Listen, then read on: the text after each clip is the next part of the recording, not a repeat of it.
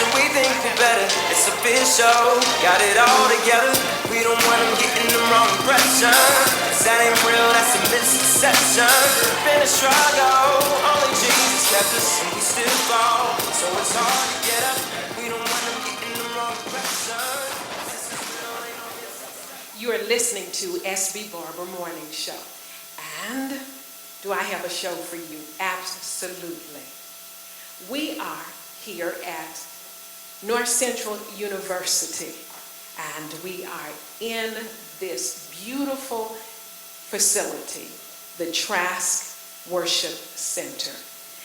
I am flanked by the voices that you hear Monday through Friday and on demand 24/7. These commentators take the gloves off, but we also take the mask off. And we bring you the headlines, but from the perspective of either the person who the headline is about or someone that's pretty close enough to them to validate if that headline is factual.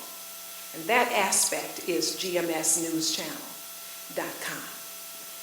We're going to explore some issues, and these issues have to deal with bullying. Bullying as a monster, an absolute monster that can get in your car with you, get in your bed with you, get in your bedroom, get in your business, just in your space. That's that elephant that is being ignored, but it is reaping havoc, taking lives. Children are committing suicide on school campuses. Senseless. What would even cause a 10-year-old to go to the school and strangle themselves? What's really going on? Well, we're going to talk about it. What causes a woman to come home and kill her own children? What's really rooted there that would cause such insanity, such a heinous crime? What would cause a student to come into the school and pull out a gun and begin to shoot individuals when they've said, enough is enough? I told them to leave me alone, and they wouldn't do it. And that child takes that baggage and allows what they experience to now dominate, destroy their lives. Well, we're going to talk about it. I am flanked by some of the most brilliant minds, accomplished individuals, whether they have alphabets after their names or not, but accomplished individuals that can attest to some of this. How are you doing, Elder D? I'm doing fine. So what's the flavor of the day? The flavor of the day is mocha. We're blending everything together. We're going to take everybody's ideas and thoughts, and we're going to put them in, and we're going to blend them up, and then we're going to drink from it so that we can take it and put it out into the street. That's good. I'm good when I can think. After a good night's sleep, I'm good. That was good. And whether the flavor, what's the weather? Well, you know, the weather is right. The weather is tempered. The weather is, you know, it's going to get rocky because, you know, we like to chop it up. So it's kind of sitting right now. It's kind of like that calm before the storm, because I believe that when we get these panelists to get them going, we're going to have to put some stuff out there. You know, we're going to have to put some storm blocks up, because they're going to bring it. They're going to bring it. So I'm just sitting in the cut. I'm just going to lay in the cut. I got my umbrella and I got my galoshes, because we're going to walk through some water today. Now, you know, I like to coin words. So I dub you the meteor novelist. Okay. Wow. Meteor novelist. So I'm the needle. But the meteor novelist. Okay. So when I do that, y'all going to know what's going on. Okay. I got you. This pastor has a sense of humor that is absolutely scary. The voice that you hear, we always make reference to the little sister, one of the queens, Neva Walker, is in the Twin Cities. Her home, I always say she lives on 2 planes. That was good, wasn't it? Plane. All right, Neva Walker. Go ahead and pass her the mic so that she can greet our internet listeners worldwide and also the state of Minnesota and wave at San Diego. No, not San Diego. No, the Bay Area. The Bay. All right. I'm in the Bay. Good morning, family. It's good to be back home. It's the first time that I've done anything public back home in 6 years. But I don't take for granted of where the seeds were grown and where I got the knowledge, the information, the grounding, the opportunities that were given to me here in the Twin Cities to be able to do what I do out in the Bay. All right. You know, Elder D, somebody's missing. Yep. The Huggy Bear. Huggy Bear for real. Yes, and BJ Smith. He's gonna be talked about too. I'm just gonna put that publicly out there. Yes. But it'd be in love. Now, Mad Dads are on the scene. Yeah. They're in their place, doing what they do best. Right. BJ Smith, Mad Dads National President. And just in case you did not know it, Mad Dads is now, Minnesota is now the corporate headquarters for Mad Dads. That's quite an accomplishment. Yes. Quite an accomplishment. And you know what? We see that green truck everywhere. And folks take heed. Mad Dads, they take the first responder posture. Right. In other words, right at the suicide, homicide, whatever it is. And VJ shared with us that sometimes it is so intense that it's hard for him to, detach himself from it. And I'm going someplace with this, because if that's what an adult experiences, and yet our children, they are in crisis, many of them. Not all of them, but the platform that we have today gives them voice, that they can reclaim their identity and be all that they're called to be. And the other personality that's not with us is my king. Oh, yes. Yeah. Prophet Cat. Yes. So, he's just working real hard. Okay. That's what he do.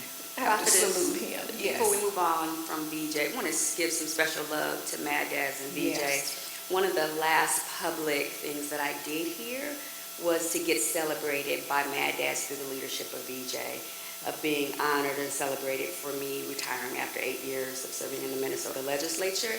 And it was BJ that was decided, because I wasn't going to do anything. I was just going to slip away off into the sunset. But BJ was determined that he wanted to be able to celebrate me. And without that, if it was someone else coming, the odds are I would not have done it. But because it was BJ, I'm like, okay. So much love to not only he, but Mad Dads who held me down the 8 years that I was in office. Awesome. We love you, VJ. Okay, Huggy Bear. Now, I coined that, to call him that, because he's so reachable and touchable, but he stands for something. He's solid, that velvet and steel. And we thank God for him. And he asked me the other day, I think it was on Tuesday morning show, and he said, that Huggy Bear that you talk about, he said, What's that show? And I said, Starsky and Hutch. Starsky and Hutch. And I said, but so we don't get in trouble, I call you the Huggy Bear. And to put a the in there. The FCC after us, no, that's okay. What are you saying? See, you get in trouble Just every move along, time. move along, Every time. All right, let's get it going on here. What I would like to do is introduce our panelists. So we're going to start to our left, and I would like for you to greet everyone, introduce yourself, and the platform that you maintain. Good morning. Lynn Nordren. I'm president of the Minneapolis Federation of Teachers, and I have been in Minneapolis Public Schools for 40 years. It has been a long and glorious journey. I've been very lucky to have met so many wonderful children and students and families and teachers and community members. So my life has been very blessed along that journey. I'm here because I adore what you're doing. We have a good connection about where we need to go. We do need to talk about all the things that are not working, and we also need to do. And what I have witnessed for a long time in my 40 years is that we're very good at admiring the problem. We don't necessarily always identify it correctly, but we then also, our strategies don't last very long. And we move on to another one, and then another one, and then another one, and we don't sustain the growth and the movement that we need to with our children. So my heart and soul, every single cell in my body has always been about children. I knew I would do this from the day I was about 5 years old, and if we all decide to focus that way from birth on, I think we can find all the solutions. If we talk about bullying, bullying really is at the core of racism, at classism, of all the isms that we face in the world, but it's also just at the core of when our family doesn't work. You can peel it back, and a lot of times there's bullying that's happening. Microaggressions, macroaggressions, little things, big things, but when we don't learn how to come together and resolve them and love each other for who we are, then we end up kind of having a lot of the problems we're having right now. That's sort of big and flowery, but at the same time, it is really what it's all about. So we're trying to get teachers to recognize who we are and what our role is, who our students are, how to see them, really see them for who they are. We talk often about, well, you know what, I'm talking too much. We'll go along. Let me just give a whole speech right now. No, we'll come back. So it's really about the students in the very beginning and in the very end. Excellent. Thank you. I'm glad to be here this morning. I'm Dr. BraVada Garrett-Akinsanya. I'm a licensed clinical psychologist. I've been practicing for going on 30 years. And I know, I don't look that old, but I am. And one of the things that I do is I'm the executive director of the African American Child Wellness Institute. And it's a mental health organization. It's about 15 African American men and women therapists who dedicate our efforts to letting our children see that healers can look like them. Because the majority culture is also often the one that provides services for our kids. What happens is they internalize the belief that as Black people, we don't have power. And like my sister here said, there are a lot of messages in our society that psychologically harm our kids. And I talk a lot about, you know, growing up in West Texas in the 50s where they had Jim Crow law. And I remember seeing bathrooms saying white and colored and thinking colored was pink and green and yellow and blue, and come to find out it was white like at home. And at that same time I realized that what it meant to be Black is angel's food cake is white, but devil's food cake is dark. And in America, even a lie becomes all right if it's a white lie. So I vow through my practice to move that psychological barrier that we internalize as Black people and people of color by these multiple messages to help our children and our families learn to heal. Because there's the belief called Kuchi Chagalia, which is self-determination.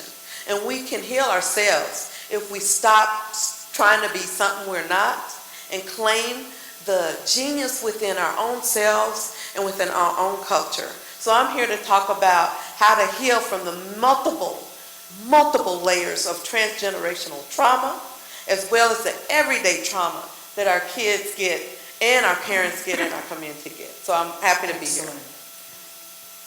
I'm going to hold on to my thought because I'm going to come back there in just a little bit. Go ahead. I'm Kenneth Udoibok, and I'm a pastor and a civil rights attorney. I've been practicing law 20 years, and the focus of my practice is very narrow, and I chose to do that many years ago, and I sue bad cops, particularly in federal court. It's very, very narrow, and that makes it a little bit more manageable for me, because my ministry is quite demanding. I'm a continental African, you can tell from the way I talk, and I'm also an Afrocentrist. Thank you. And I'm going to go to my far right. Hi. I'm Nekima Levy-Pounds. I'm a law professor at the University of St. Thomas. I'm also a civil rights attorney and new president of the Minneapolis branch of the NAACP. I'm happy to be here today and engage in this conversation, which I think is vitally important. I think that this notion of bullying is reflective of our entire culture. We have a culture of bullying going back to the time that probably before the Constitution was written. When you think about Christopher Columbus bullying Native American people to take land that did not belong to him. And we have continued to perpetuate those injustices from one generation to the next. So it's deeply rooted within our culture, so it's no wonder that we're dealing with these issues within our school system as well. I feel so accomplished sitting around all of these lovely individuals. I'm Kimberly Steward. I am the celebrity style commentator on the Barber morning show. And I'm a mother who rocks. I have 2 teenage girls, 16 and 18. I'm an entrepreneur. I've been an entrepreneur since I was 22 years old. So that was like 2 years ago. JK. And, you know, I deal with bullying on a regular basis just from the industry that I'm in. Being in the entertainment and fashion industry, the beauty industry, as a woman and then a woman of color, you would think that it would be my right to be in the industry that I'm in or to do the things that I do, but it's a fight every day. It's a fight to not be bullied and to, either speak or not speak or do or not do, be or not be. My industry looks down on me for being a Christian. They look down on me for being a straight woman. They look down on me for being a mother and being in this industry and traveling the way I do. There's a lot of things that I am that the industry is not. So the bullying aspect is very huge in my industry. I get asked by a lot of my clients, I need your help to make sure that my kids look okay so that they're not bullied at school. Or I need your help to revamp my image so that I'm not bullied at work. That's not their words, but that's what they mean. So bullying for me, it comes from a different aspect, but it's still the same.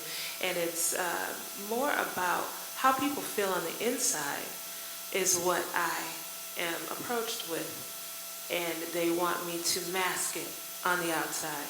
And so I end up dealing with a lot of deeper issues because I become Oprah on every, appointment basis. It's just like when you go to the hair salon, you talk to your stylist and you kind of tell her a little bit of everything. Well, when I'm in your home, then it makes it even that much more comfortable. Or I'm on the road with you, it makes it that much more comfortable. So I deal with a lot of that. So that's who I am, and I am just ecstatic to be on the panel with all of you. Awesome. Joining us, I have the honor, and you can face everyone, to introduce to the nations our Stop Bullying Now Movement 2015 Ambassador, Dezal of Dezal the Messenger. He is a worshiper. Come on now, give it up, give it up. Yes, he is an honorable man of God, a father. He is a husband, and he works in the school system. And when the Spirit of the Lord addressed me concerning him, it wasn't until we took various interviews and I began to understand why he was to be our ambassador. He has the heart and the pulse and the yieldedness to the Father to walk as a king amongst those who are in the street. And I've seen him do that. And he's multi-talented, he's multifaceted, but he's humble. He's humble, he's touchable. And I would like for him to address you all as Ambassador Dezal, the messenger. Amen. Well, thank you for having me. Bullying is near and dear to my heart because as a kid I was bullied at home. My big brother was littler than me, but he was bigger than me in a sense. He definitely made sure I was not what they call a punk or, weak. So he beat me up a lot. And then, when you get to school and then you got some of the same things that happen, people try to test you and do different things in school. I experienced that.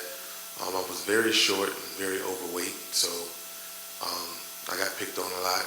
I smelled a little bit, so people talked about my smell, and I didn't know how to fix it. I probably was in 6th grade when I learned that deodorant even existed. It's true. So I got talked about a lot. And so being that I'm in the school systems now, I'm able to see how bullying has advanced from then till now.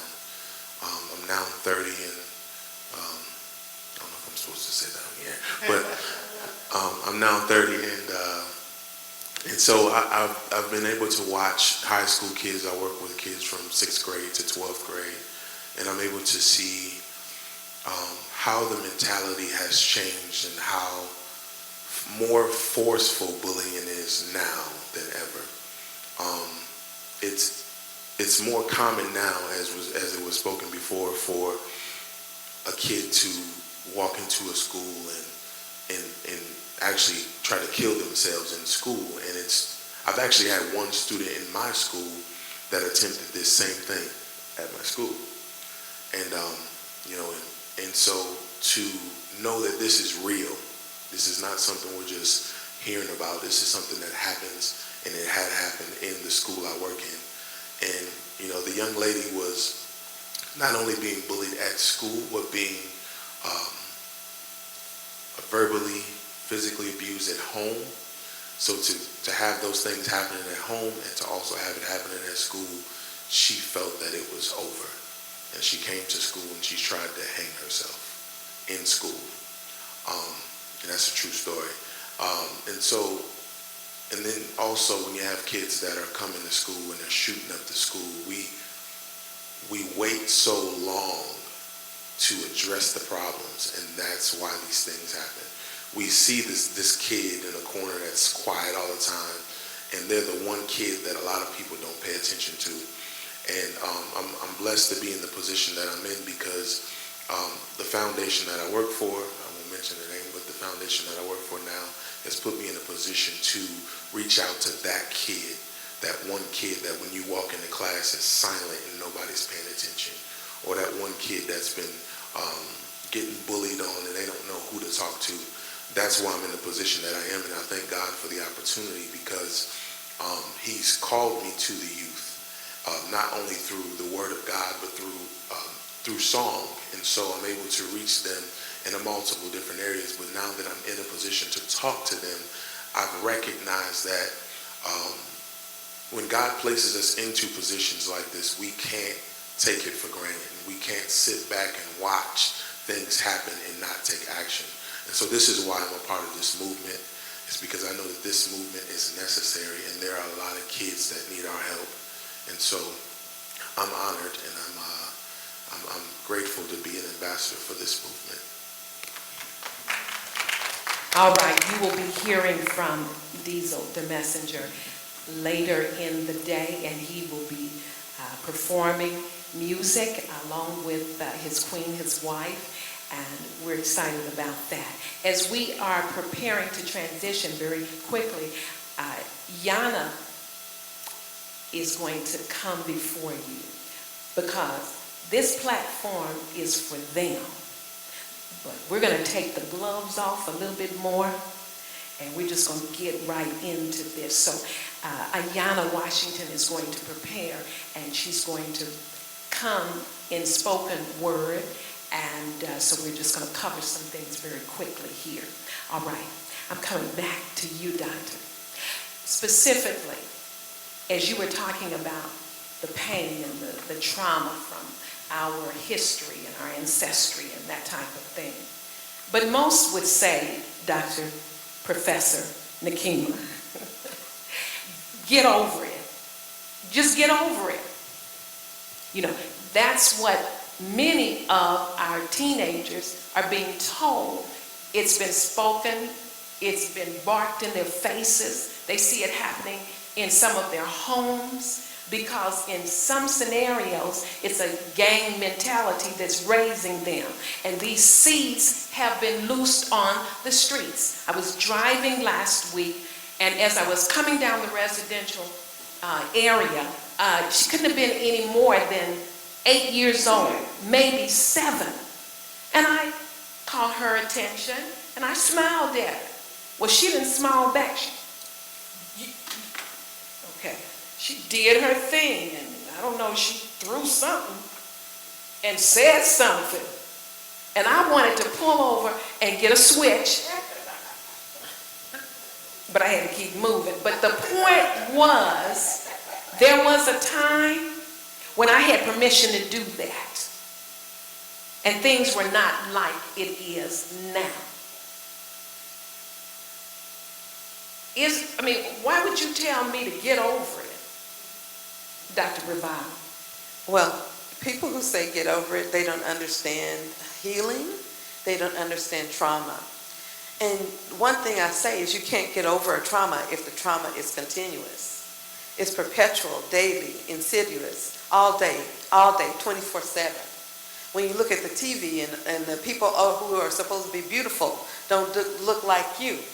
And you look in the neighborhoods and the jobs that you apply for, you don't get, but somebody else gets them. When you're in the workplace and you're the only one, and you look around yourself, you're isolated, and you find out your colleague got a promotion and you didn't even know that there was a job vacancy. So it happens every day. If you're a child in the classroom and you studied hard and the teacher calls everybody but you, or if you talk back a little bit, because we do call and response in our community. The teacher put a math question on board and say, you got to do it. And you say, oh, Miss Jones, well, you're going to the office because now you're being belligerent.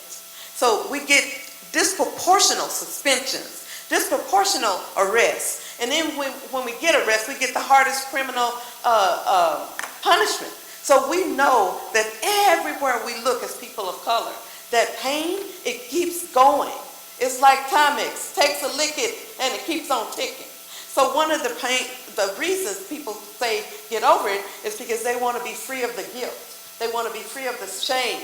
They want to be free of the injury. But the injury continues. So you can't get over an injury that keeps going And the injury no longer requires people who are outside our culture. Now we've internalized our oppression. We hurt ourselves. Because just like y'all heard about Willie Lynch saying after 300 years their hurt, it'll be perpetuated. So now we break up, we split, we separate. We got Crips, we got Bloods, we got light skin, we got dark skin, we got tall, we got short. Whatever domain that can separate us has been used to break us down. But I believe, sister, in the God that sent us. And he told me in my spirit that you are my child. And everyone on this planet, when Jesus was on that cross, every drop of blood had a lineage. And he told me in my spirit that I called your name, which made me valuable to the living God and the creator of all things. So because of that, I have hope that this present moment is a point of power. Just one breath between the past and now. In the past I was, but in the moment I am. In this present moment I can begin again. Because every breath is a chance to start over. We can forgive each other, but we need to stop it now. Period. Full stop. Professor. That's a hard act to follow. That was really powerful. A couple of things resonated with me from what Dr. BraVada was saying. And one of the themes that comes out that I think we need to unpack a little bit more is this notion of white supremacy and the role that it plays in impacting how we perceive ourselves in our community and how we perceive each other. I'm reminded of a passage in the Bible where Moses was breaking up a fight between two Israelites, and they were brothers. And so he saw them fighting each other, and they were, under slavery at that time. And he said, you're not supposed to be fighting each other. And they said, well, who made you, a ruler and a judge over us, etc. Well, the first day that Moses came upon the scene, what he saw was an Egyptian oppressing an Israelite. And so you can see the manifestation of oppression when you feel like you're enslaved and you have to yield to the dominant culture. So not only are you being impacted by those who rule over you, but then you turn it on yourself and you manifest that in terms of how you treat your brother. So when I look at the things happening in our society and I see how we are taught to internalize our own oppression, to hate ourselves, that it manifests in terms of how we treat each other on the streets. And so even with our young people, they're constantly bombarded with negative images of blackness. Whether you're looking at the news, whether you're reading the newspaper, whether you're watching movies, think about how often African Americans are portrayed in a very negative way. And it does cause over time for us to hate ourselves and for us to hate each other.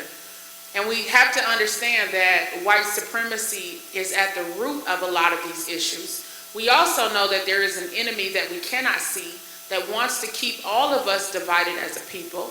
And he's brought forward an antichrist spirit upon this earth that is causing a lot of the violence, the bullying, the hatred, and the turmoil that we are experiencing. And so I think we have to begin to take it to that level so that we understand the enemy that we're actually fighting and how not being aware of the fact that we're dealing with that enemy plays a role in us continuing to perpetuate these negative cycles.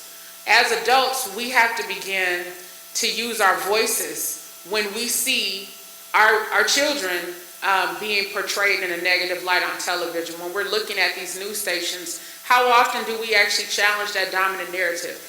When we see young black men being criminalized, a lot of us take that information in on a regular basis and we wind up treating people a certain way because of that internalization of who we think our people are.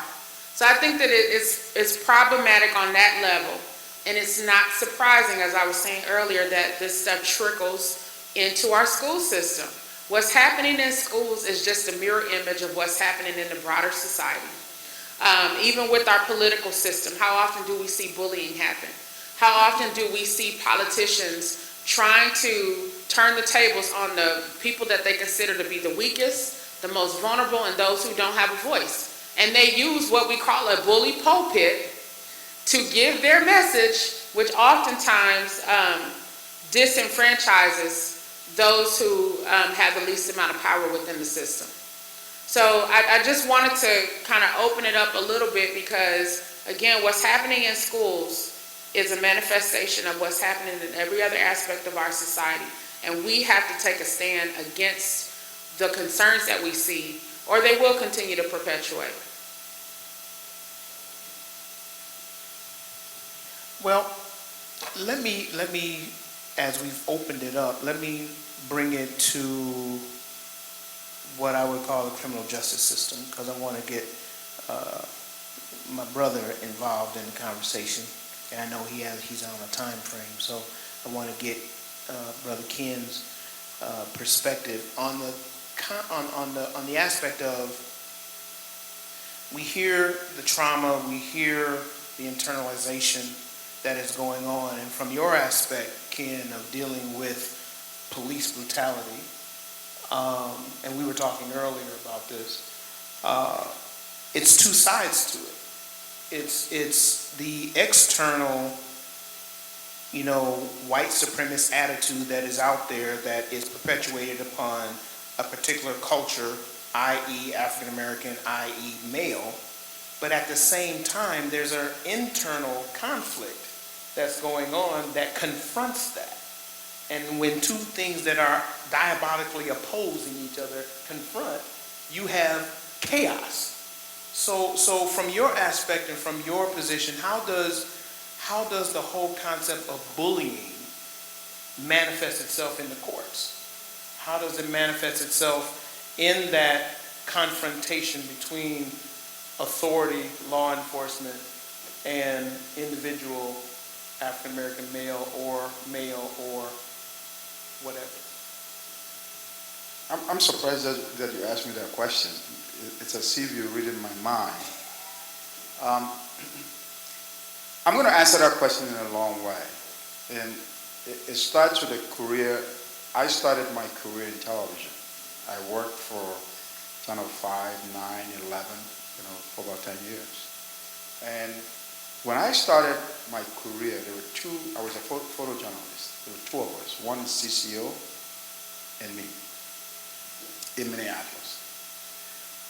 And by 1989, I had enough. And I looked at this market, and I thought I needed to do something else because I didn't have a voice.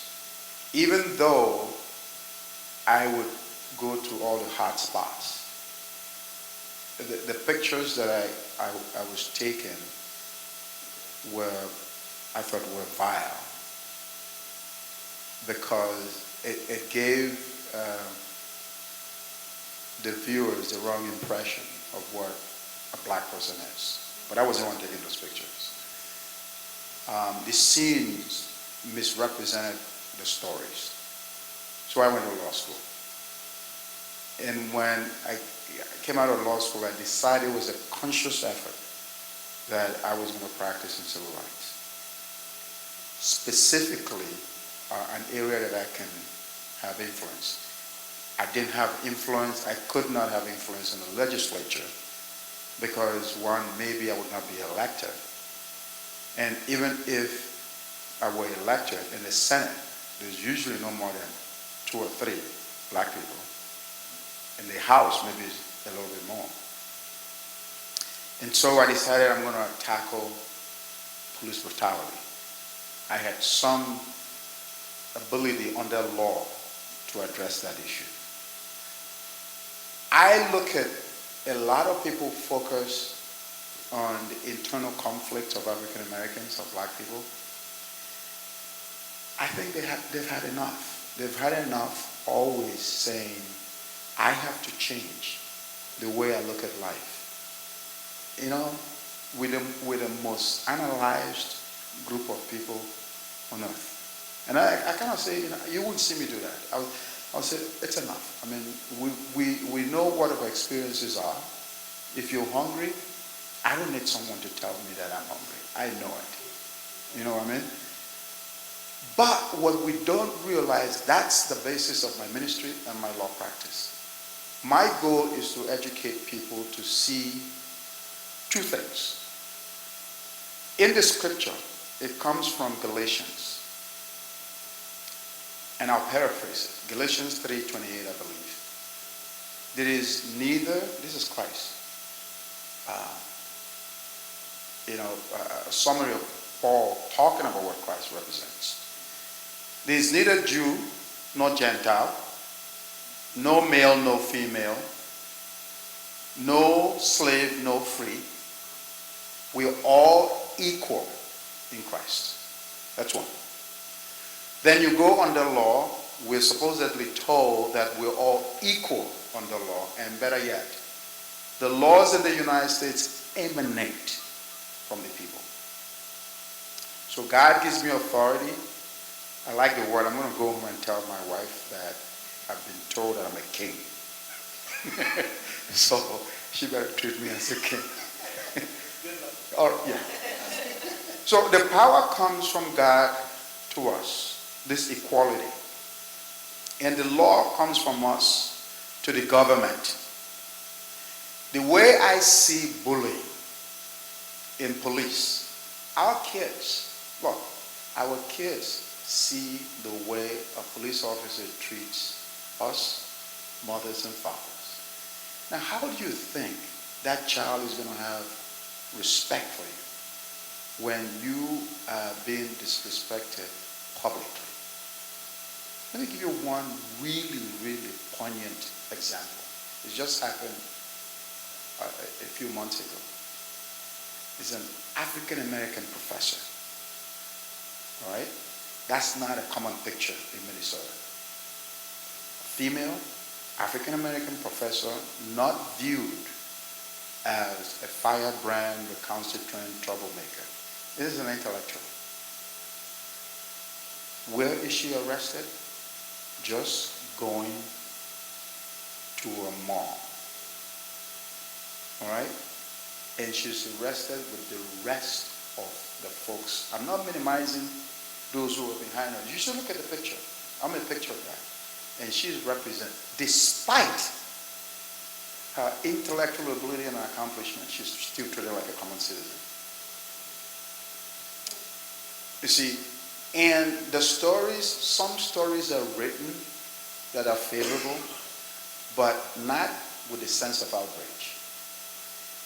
Let it have been a white, reputable professor, those officers will lose their jobs. That's the story. And I look at that bullying from that perspective. We have to see what the story is, and I view it externally first. Let me fix the problem that are affecting me, and then I'll deal with myself later. I know what my problems are, but you don't need to multiply it. And that's my perspective in police brutality and as it relates to us African Americans. I'd ask to say something about what you're saying, because one of the things that happens to us is we internalize that we don't have the right to ask, because somehow we feel like we're less than. There were some psychological studies done by Stanford, I think University of Pittsburgh, several schools, UCLA, and they did a study and they found out that most white Americans equate black people with apes. And then they found this study was done 2 years ago. And then we look at the environment around us, where there's this concept called Negrophobia from the 40s and the 50s and the 60s, where there were stories about Mandingo, black men raping white women. And so they talk about in the research how that has been transgenerationally passed down.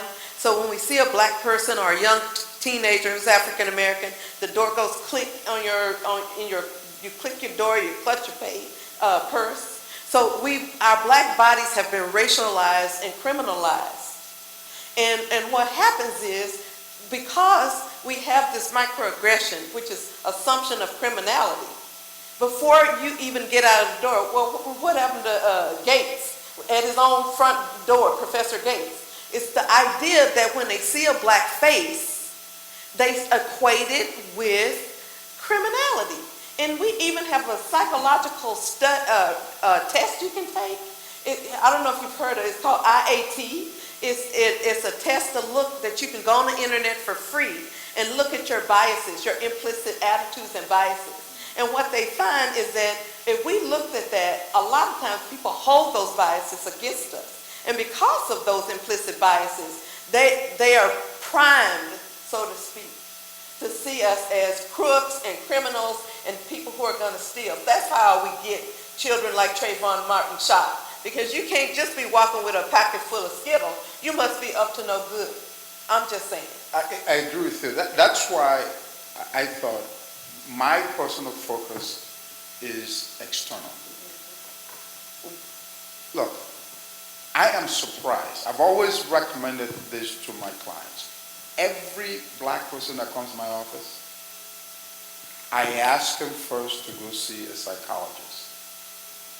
Because, look, the bombardment of many stimuli to a black person in this country is just incredible. I'll give you a vivid example as to, you were talking about culture and the belief of majority culture as it relates to African Americans. I don't know any other group that borns the weight of inferiority. I mean, there's no, Asians don't have that, Latinos don't have it, but just black people. Generally, so if I'm going to focus on just how that impacts me, I'm not going to get any result. What I'm trying to do is change those guys who are bringing all this on me. Then I have time to change myself. I give a good example. I became a deputy county attorney in charge of juvenile prosecution. And when I went to the office, I decided that I told the lawyers that work for me, we're no longer going to charge people based on probable cause. I don't want to get too technical. In other words, I want you to bring a case that when you present it at trial, you will prevail. So you have to have evidence, not just probable cause, and then you charge the person and you'll find the evidence later. It was an incredible outrage.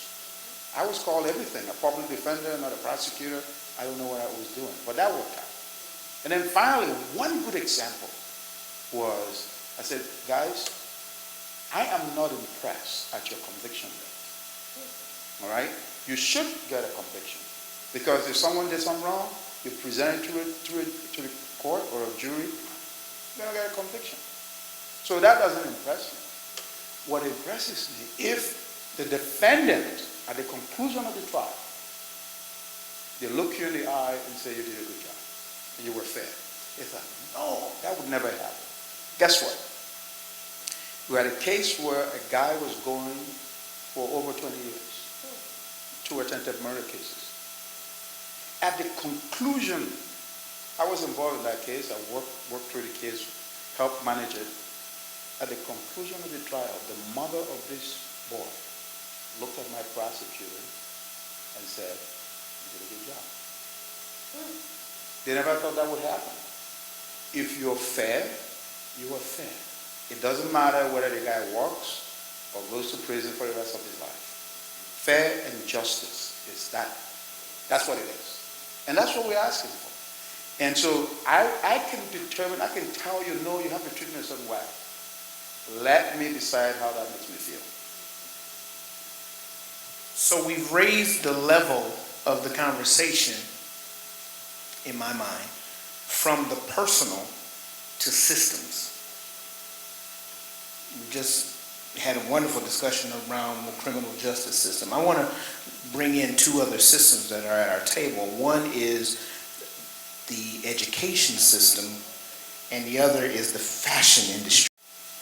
Because you talk about images from the fashion world, but then you talk about educating our young people and what thoughts are going through the minds of the folks that are portraying these images or molding minds, that if they're not going through that test you talked about of talking about biases, then they're coming in with a preconceived notion of what that child is going to look like, or what fashion is going to, how fashion is going to be portrayed publicly. So let me ask Lynn, I'm sorry.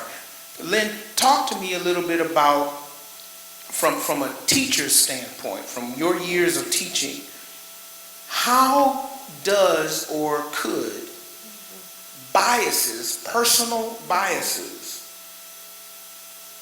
manifest themselves in the teaching of students that may not look like the teachers that are teaching?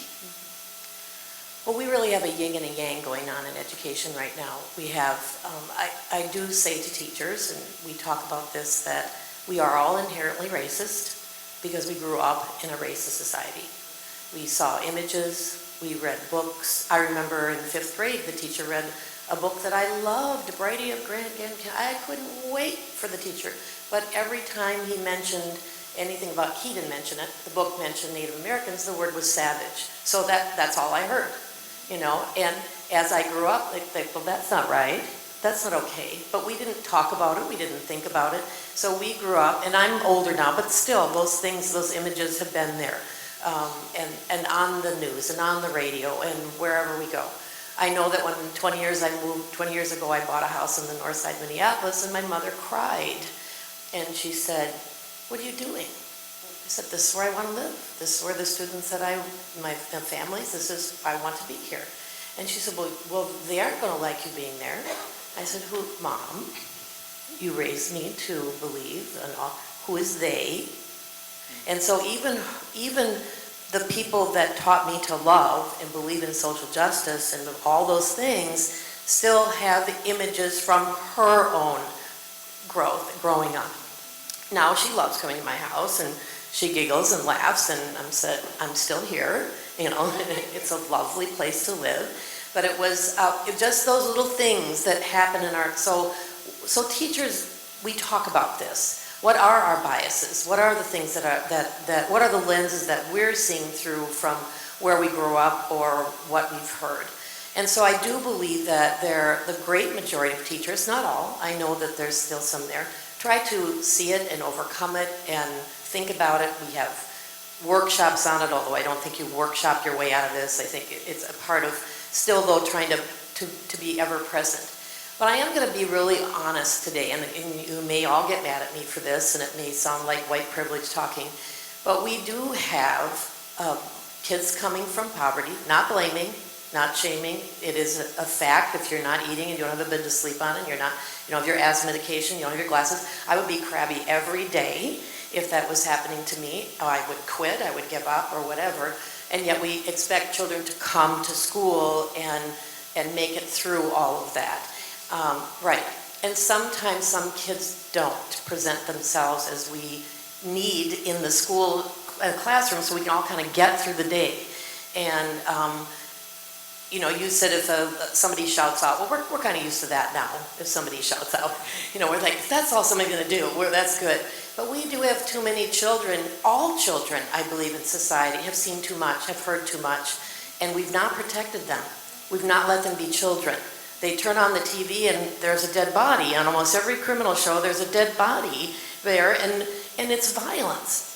So we have kids that come with verbal violence, the aggressions that come into the classrooms, and because we are 70% kids of color, that's more of what we're going to see and percentage-wise. So when a teacher's frustrated, when a child is saying, using profanity to other children, using the N-word, saying FUB and we don't know how to de-escalate, or we don't know how to say, having a bad day today. We can do that, but when it doesn't stop and it disrupts the classroom, then we don't really want to kick kids out, because we are responsible for getting a lot of work done with them, and it doesn't help us if they're now somewhere else.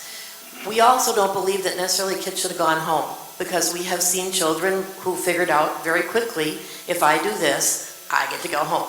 And so we want children to be there, but we also, when a child is acting up or a student's acting up, we also don't want to ignore it and say, it must be the teacher that caused this. We had a young woman who normally wasn't acting up, but was just creating a mess in the classroom. And if that young woman had not been taken out to sit with a social worker on a one-to-one, because you can't do that with 30 kids in a classroom. I can't sit quietly for 30 minutes while I got 29 others or, more. When she finally had the time to sit down and talk, she found out that the young woman had been raped the night before. And so if we're not aware of kind of what some of those behaviors are, so we know how to step forward then and get kids the help they need and have a system that works, that's based on love and care and patience. And when somebody is swearing in the classroom, it's like, are you having a bad day today? What do we need to do here? When we can't de-escalate it and the rest of the learning is not working, then what? So what? We're frustrated because we feel like we hear in the news and everywhere that if we just had the teachers care more, if they just weren't racist, if they just weren't this, then all this would go away. But we're also saying, wait a minute, we got kids that are hurting. We've got kids that need our support as a society, and we feel the system has broken. I want to say one more thing. We have been in a system for 20 years that has said zero tolerance. So we've had the mindset put in our head that, you don't tolerate this, the child goes out and the principal determines what happens. And I used to not follow it. And I used to get in trouble with other teachers saying, you're not sending the right message. I said, no, we can do this. I can do this in the classroom. But so now we're shifting away. We have to take away that zero. It doesn't work. It's not okay. It's not healthy. We have to learn what that tolerance means then, and how do we then have other strategies like social justice, the restorative justice, the other things that we have to do so that we encounter what the problem is, we call it out what it is, we talk to each other about how do we restore our humanity with one another, and how do we then build the bridges going forward to create the things that we need to do. But that takes time. We've gotten into No Child Left Behind. That's all about reading and math, reading and math. Well, that's important, but if we've kicked the social stuff out the door, not because the teachers didn't want that. They're saying we got to bring that back. We got to have time to sit and talk with one another and know who you are and what do you believe in and what do you love and what are your talents and skills. And we can't do that if it's every single minute it's reading, reading, reading, math, math, math. And so, sorry, I told you this is huge. But we have no time. This is the time right now that we have to change this, or we're going to keep spiraling down. Devin, may I respond briefly because I actually have law school graduation. Right. So I have to leave. I'm so sorry because I'm really enjoying this conversation and being a part of this esteemed panel. I just want to respond briefly to what Lynn was saying about the public education system. I would argue that it is broken and that it is inherently racist. And the sad part is that our children can pick up on that. Regardless of what we say the system is designed to do, the children know that the system is not working. And they know that not every teacher who stands before them does so with the spirit of love and care and concern for them. There are lots of people who stand before our children who actually have very negative views of our children because of their race and because of their socioeconomic status. And when you look at the fact that so many African American children in our public school system live at or below the poverty line, that is not a new phenomenon. These are issues that we've been dealing with ever since our ancestors were brought here forcibly and not compensated for their labor. And as someone who grew up in poverty, it's very difficult for me when I'm constantly hearing these sob stories about how difficult it is for our children to make it. I'm not saying that it's not difficult, but the reality is that many of us sitting at this table have had to overcome similar obstacles, but we were able to do it. We've had to overcome trauma. We've had to overcome issues in our own communities. We've had to deal with white supremacy since we came out of the womb, and yet we survived. And that's the heritage of our people that we've inherited. The problem with the school system is that it does not acknowledge that spirit of resiliency and perseverance. And we don't see that in our children, the grit that they have, the fact that they understand how a different code of conduct on the streets, which is legitimate. When you're in survival mode and you learn how to navigate that environment, those are legitimate skills and cultural capital that these kids are bringing to the table that's largely being ignored. So when they are complaining about what's happening, when they don't want to sit still, from my perspective, it's not the problem of the children. It's the school system's failure to be responsive to the needs of the children, to the fact that they understand technology, they can multitask. A lot of the stuff that comes forward is extremely boring. I've sat in classrooms, I'm like, no wonder y'all don't want to be in here.